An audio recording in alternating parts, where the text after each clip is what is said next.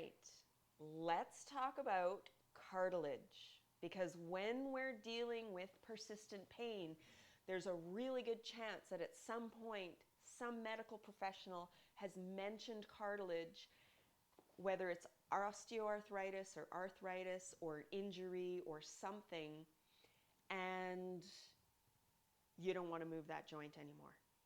Okay? So we create this level of kinesiophobia. Kinesiophobia is fear of pain due to movement. All right?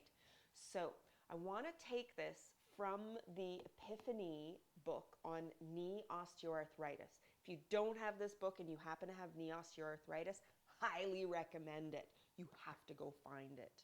All right? If you live in Australia, that's good news because it's way easier to get in Australia than it is in Canada. Either way, the biggest thing I want to talk about today is how our cartilage works, okay? So like every tissue in the body, your cartilage is adaptable. Now, here's the thing. When I was going through my kinesiology degree back in the 90s, we were told cartilage, ligaments don't have blood supply, so they do not heal. If they are damaged, they need to be physically, medically repaired. You've likely heard this before, okay? That whole wear and tear aspect of our cartilage, bone on bone. Ooh, please remove those from your awareness. Now, with that, our cartilage actually is adaptable, okay? But we have to move our joints and use that cartilage in order for it to stay healthy, all right? So I'm just gonna read a little bit about this. Here, cartilage is an astonishing tissue to be proud of. Humans have never made a better replacement. Okay, how it has the amazing ability to wear and repair. So that whole aspect of wear and tear, like I said, take that out of your vocabulary, even out of your imaging, because I know every time you think about that statement, your brain gets that image of what that damage could be. That's not good either. That can actually create what's called a danger in me thought, which creates more pain. You've maybe heard me say that before. Anyways, an injury to our tongue or our skin, it heals pretty quickly, okay? Because of the generous blood and nerve supply that I talked about, that I mentioned when I was learning. They said, no, there's nothing there, so it can't heal. However, cartilage still doesn't have that blood and nerve supply, but what it does is it gains nutrients from a lubrication produced in the joint. Okay? Now, how is this going to work? If you stop using your joint and you don't move it, do you think there's going to be much lubrication happening? Probably not. Okay?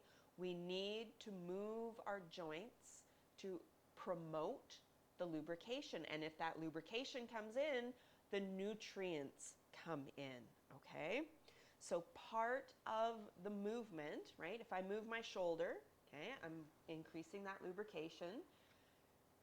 One other aspect that leads to more of those nutrients coming into the cartilage is compression.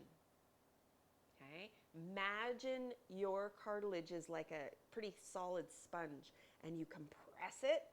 And even if you do this with your hands, pick your hands, fold them together, squish your hands together, and then pull them apart. You can kind of hear, if I do this by my microphone, there's a little noise because what's happening is that compression presses the air out, or the lubrication, the nutrients that are in there, and then when it decompresses, it draws fresh nutrients in there, more nutrients in there, right?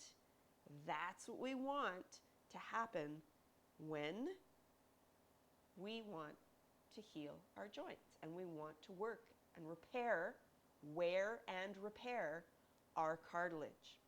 Okay? Now, Fun fact.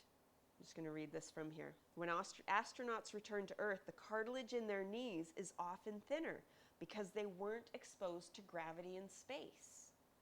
Okay? And we've even heard that about bone density and astronauts in space. So they have to get back into impact movement to build that load to get that to repair. Okay? And did you know marathon runners have much thicker cartilage than the average person? And we've been told for years, I'm sure you've heard, that running is so bad for your knees. But hence, marathoners have thicker cartilage. Makes you wonder who's giving us this information, right? So, we want to do what is best for our cartilage. Now, I could keep reading from here, but I'm just going to leave you with that. And I want you to envision when you're walking that you're actually helping the cartilage in your knee joints, your ankle joints, your hip sockets. You're doing the movement that is building that lubrication and bringing in those nutrients. All right?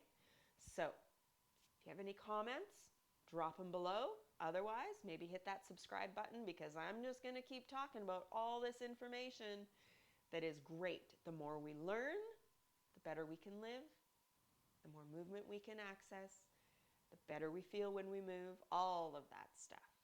All right. Chat with you again.